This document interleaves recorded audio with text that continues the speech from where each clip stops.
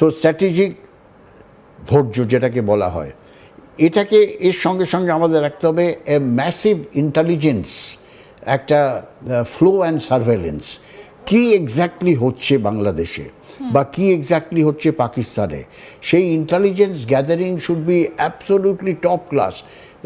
Satellite intelligence, cyber intelligence, human intelligence.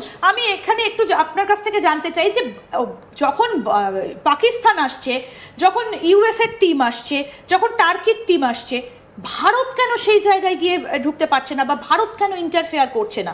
ভারতও তো পারে যে আমরা ওখানে গিয়ে একটা ঘাঁটি বানাই, কারণ বাংলাদেশটা জন্ম তো একটা সময় ভারতই দিয়েছিল। না, সেটাও একটা ইন্টারন্যাশনাল নর্মস ভায়োলেট হবে। যে ভারত কোনো দেশ দখল করে না, একটা দেশের ইচ্ছে ছাড়া সেখানে যদি আমরা ঢুকে যাই, it will be breaking of international norms. ঠিক, কিন্তু এই যে এত বড় একটা প্রেক্ষাপট গঠন হচ্ছিল পেছনে পেছনে, এটা কি শেখ হাসিনা কোথাও বুঝতে পারেননি যে তাকে সরানোর একটা ষড়যন্ত্র হচ্ছে, তাকে সরে যেতে হবে, দেশ থেকে চলে যেতে হবে? এইটা কি শেখ হাসিনার একটা ব্যর্থতা, শেখ হাসিনার ইন্টেলিজেন্সের ব্যর্থতা? অ্যাবসলিউটলি। আমি এটা আবার একটু ব্যাকগ্রাউন্ডে বলতে চাই। দেখো, আজকে বাংলাদেশে যেটা হচ্ছে, এটা কিন্তু আজকের ক্রিয়েশন না, এটা অনেক দিন ধরে তলে তলে তৈরি হয়েছে। 20 থেকে 25 বছর ধরে এই ক্রিয়েশনটা হয়েছে।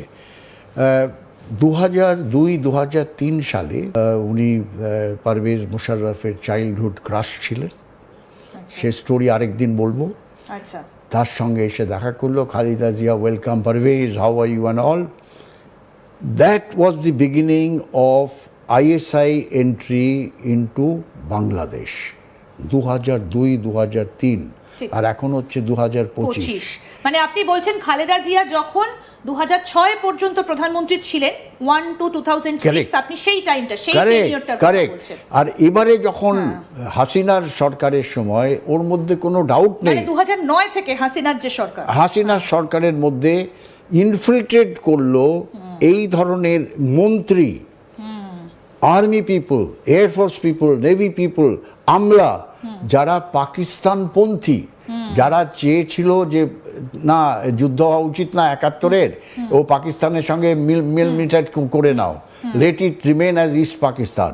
তারা কিন্তু হাসিনা সরকারের মধ্যে ইনফিল্ট্রেট করেছিল, and they have sabotaged entire Hasina's গভর্নমেন্টকে সাবোটাজ করে এই যে মুভমেন্টটা করলো, এই যে সো কল স্টুডেন্টস মুভমেন্ট, জেনজির মুভমেন্ট, সেটা করা হলো। So it is a intelligence failure from the point of view of, মানে এই প্রেক্ষাপটটা তখন থেকেই তৈরি হচ্ছে, এবং তখন থেকেই পাকিস্তান চেয়েছিল যে বাংলাদেশের ওপর আবার সেই আধিপত্যটা বিস্তার করতে। অ্যাবসলিউটলি। দেখো, আর এর মধ্যে আরেকটা ছোট্ট জিনিস আমি বলি, পাকিস্তানের সবথেকে বড় শত্রু বাংলাদেশের মধ্যে ছিল আওয়ামী লীগ আর ভারতবর্ষ।